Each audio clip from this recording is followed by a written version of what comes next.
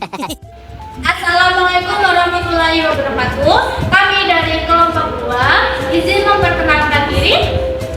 Saya Taufik Nurrohman dari akhir 3 masuk. Dari Biologida dari akhir 328. Saya Naruto Putrinko dengan akhir 301. Saya Alsawi Azara dengan akhir 298. Saya Bojatul Nurul Farida dengan akhir 296. Saya Hesra Senjata dengan akhir 325. Saya Rizky Samadilazari dengan akhir 316. Saya Ratna Yarisi dengan akhir 295. Saya Nadesh Biara Madani dengan akhir 310. Di sini kami akan membuat video yang berjudul tentang belajar. Selamat menyaksikan. Assalamualaikum warahmatullahi wabarakatuh. Waalaikumsalam warahmatullahi wabarakatuh. Selamat pagi semua. Pagi Bu. Apa kabar hari ini? Baik. Apakah hari ini ada yang tidak berangkat? Ada. Siapa? Ayu. Dia katanya sakit. Dari kakak? Dari kemarin hari yang lalu. Selanjutnya sebelum kita memulai pembelajaran pada pagi hari ini, kita sebaiknya berdoa terlebih dahulu. Berdoa dimulai.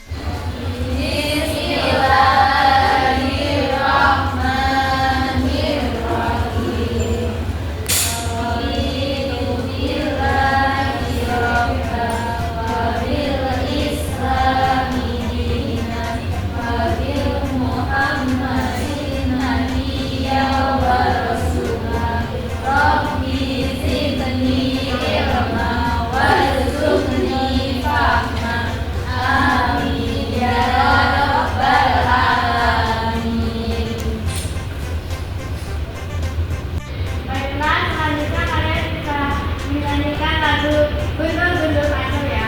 Yuk, 1, 2, 3.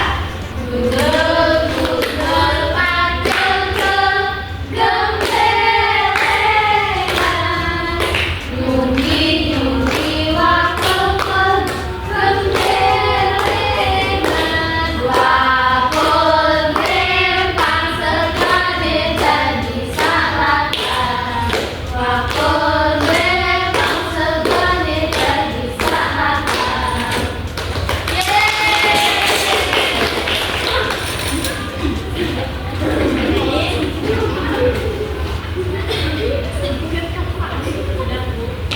Baik, selanjutnya kita akan belajar ya. Siapa yang mau kita akan belajar apa? Gak tahu apa itu. Ini kita akan membahas tentang strategi pembelajaran yang efektif di kelas. Ada beberapa materi yang akan kita bahas. Yang pertama ada definisi belajar, faktor-faktor yang mempengaruhi keselamatan dalam belajar, tahapan menyelesaikan masalah, dan gaya belajar. Siapa kalian untuk berdiskusi? Ya, Bu. Nah, pertama, mari kita mulai dengan definisi belajar. Apa yang kalian pahami atau ketahui tentang belajar?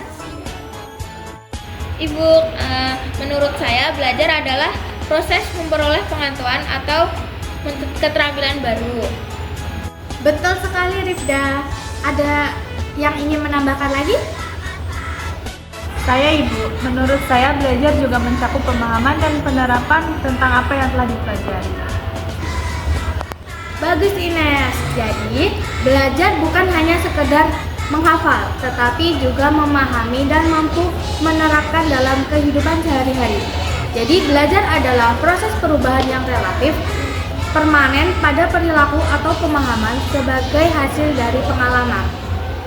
Nah, selanjutnya kita sekarang masuk ke faktor-faktor yang bisa menyebabkan kesalahan dalam belajar. Menurut kalian, apa yang membuat seorang bisa salah dalam belajar? Saya Ibu, mungkin karena tidak fokus atau tidak mengerti materi yang diajarkan. Izin menambahkan Bu, bisa juga karena kurangnya motivasi atau metode belajar yang kurang sesuai. Kalian benar.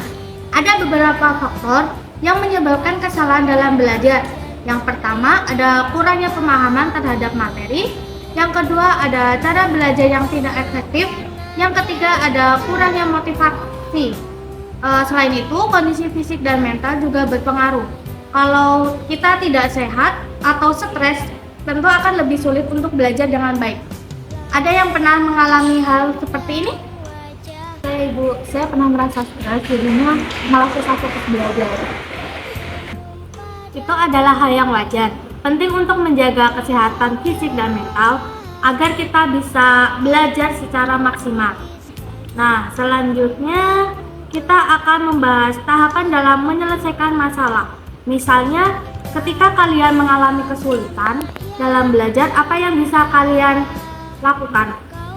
Ibu, biasanya saya cari tahu dulu di internet atau tanya sama teman. Kalau saya biasanya minta bantuan guru untuk menjelaskan ulang. Bagus, ada beberapa tahapan yang bisa kita ikuti untuk menyelesaikan masalah.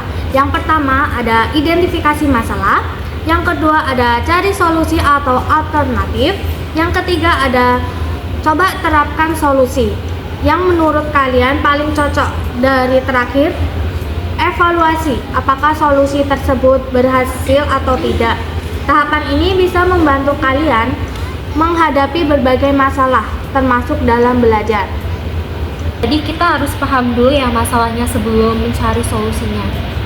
Betul sekali, Nanda. Jika kita sudah tahu masalahnya, akan lebih mudah untuk mencari solusi yang tepat. Nah, untuk sekarang kita akan membahas macam-macam gaya belajar. Setiap orang memiliki gaya belajar yang berbeda. Apa ada yang tahu dari kalian jenis-jenis dari gaya belajar? Saya Ibu, sepertinya ada auditori, visual, dan kinestetik ya Bu? Tepat sekali Ines. Gaya belajar yang berarti seseorang lebih mudah belajar dengan melihat seperti melalui gambar atau grafik. Gaya auditori lebih suka mendengar, misalnya melalui penjelasan atau rekaman. Sedangkan gaya kinestetik lebih suka belajar dengan melakukan seperti praktik atau gerakan. Apa kalian tahu gaya belajar kalian sendiri? Ibu, saya lebih suka melihat video atau diagram, jadi mungkin saya lebih visual. Kalau saya mungkin lebih memahami saat mendengarkan penjelasan, mungkin itu lebih ke arah auditori, Bu. Gaya belajar kalian akan membantu memilih strategi belajar yang paling efektif. Misalnya, jika kalian lebih banyak visual, gunakan mind map atau diagram untuk merangkum pelajaran. Baik, sebelum kita